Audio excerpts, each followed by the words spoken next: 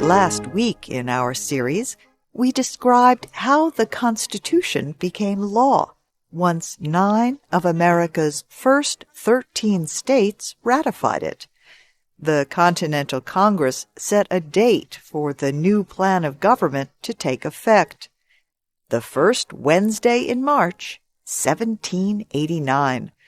Now, here are Richard Rail and Shep O'Neill to continue our story. In 1789, the population of the United States was about 4 million.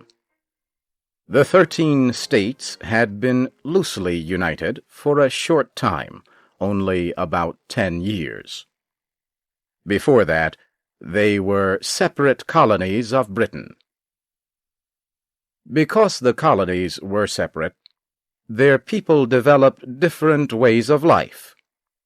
Their economies and traditions were different.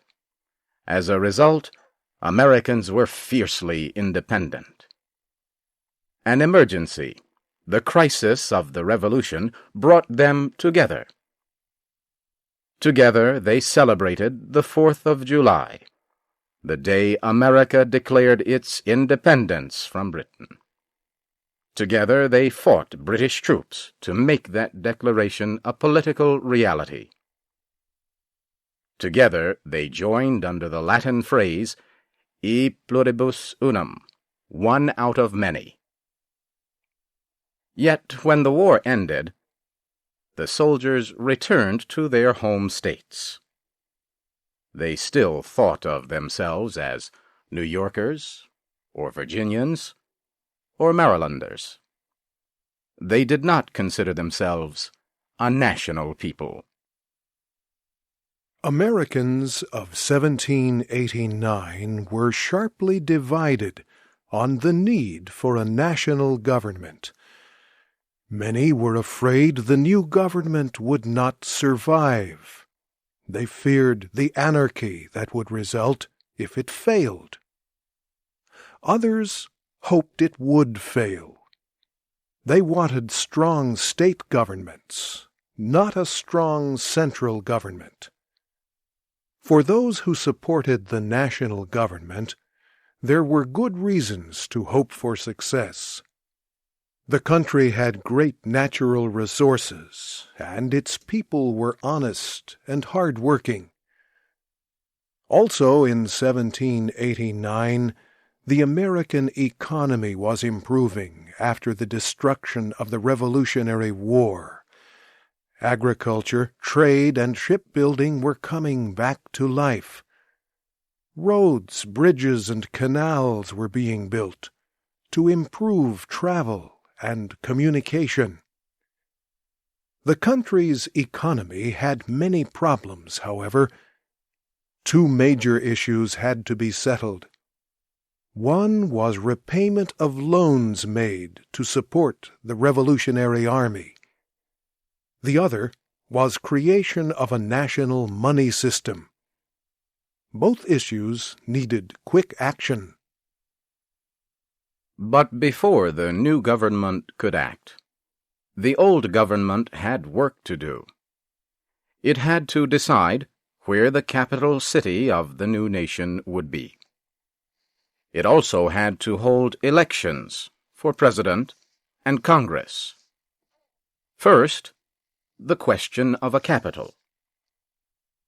At the time the states ratified the new Constitution, the Continental Congress was meeting in New York City, and that is where it decided to place the new government.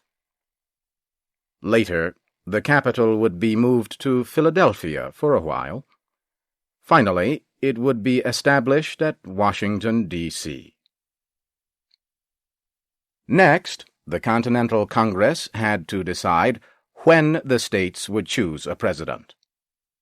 It agreed on March 4th, 1789. That was when the new Constitution would go into effect. The 11 states that ratified the Constitution chose electors to vote for a president. The result was not a surprise. They chose the hero of the Revolutionary War, George Washington. No one opposed the choice. Washington learned of his election while at his home in Virginia, Mount Vernon. He left for New York and was inaugurated there on April 30th. Members of the new Congress also were elected on March 4th. Now, for the first time, Americans had something many of them had talked about for years: a working national government. There was much work to be done. The machinery of government was new, untested. Quick decisions were needed to keep the new nation alive and healthy.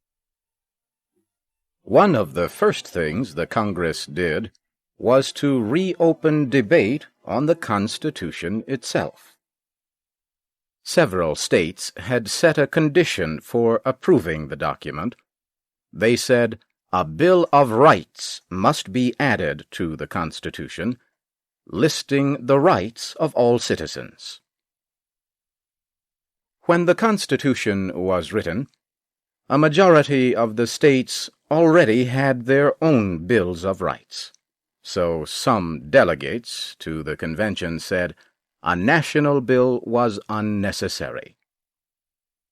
Others argued that the Constitution would be the highest law of the land, higher than state laws. So a national Bill of Rights was needed to guarantee the rights of the citizens of the new nation. Time proved this to be a wise decision. The Bill of Rights gave the Constitution a special strength. Many Americans considered the Bill of Rights to be the heart and spirit of the Constitution.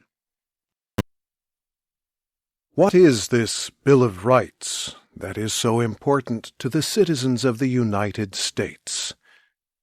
It is contained in the first 10 amendments to the Constitution. The First Amendment is the basic statement of American freedoms. It protects freedom of religion, freedom of speech, and freedom of the press. The First Amendment guarantees that religion and government will be separate in America. It says Congress will make no law establishing an official religion, nor will Congress interfere in the people's right to worship as they choose. The First Amendment also says Congress will not make laws restricting the people's right to gather peacefully and to make demands on the government. The Second Amendment guarantees the people's right to keep weapons as part of an organized militia. The Third Amendment says people may not be forced to let soldiers stay in their homes during peacetime. The Fourth through the Eighth Amendments all protect the people's rights in the criminal justice system. The Fourth Amendment protects people from unreasonable searches and seizures. If police want to search a suspect's house or papers, they must get special permission from a judge. The document from the judge must say exactly what police are looking for, and it must describe the place to be searched. The Fifth Amendment says no one can be put on trial for a serious crime unless a grand jury has first examined the evidence and agreed that a trial is needed. No one can be put on trial more than once on the same criminal charge, and No one can be forced to give evidence against himself in court. The Fifth Amendment also says, no one can lose their freedom, property, or life except by the rules of law. And the government cannot take people's property for public use without paying them a fair price. The Sixth Amendment says, all persons accused of crimes have the right to a fair and speedy public trial by a jury.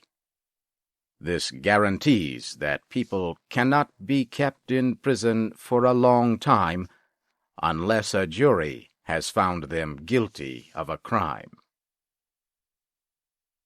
The Sixth Amendment also guarantees the right of accused persons to be defended by a lawyer. It says they must be informed of the nature and cause of the charges against them. And it says they have the right to face and question their accusers. The Seventh Amendment guarantees a person's right to have a jury decide his legal dispute with another person. The Eighth Amendment bars all cruel and unusual punishments. The Ninth Amendment provides protection for other rights not stated directly in the Constitution. And the 10th Amendment says, any powers which the Constitution does not give to the national government belong to the states, or to the people themselves. A majority of the states approved the Bill of Rights by the end of 1791. As we have seen, these amendments limited the powers of the national government. As a result, many anti-federalists ended their opposition. They accepted the new government. Many agreed to help with the job of building the new nation. President Washington wanted the best men, Federalist or Anti-Federalist, to be in his administration. The new nation needed strong leadership. George Washington provided it.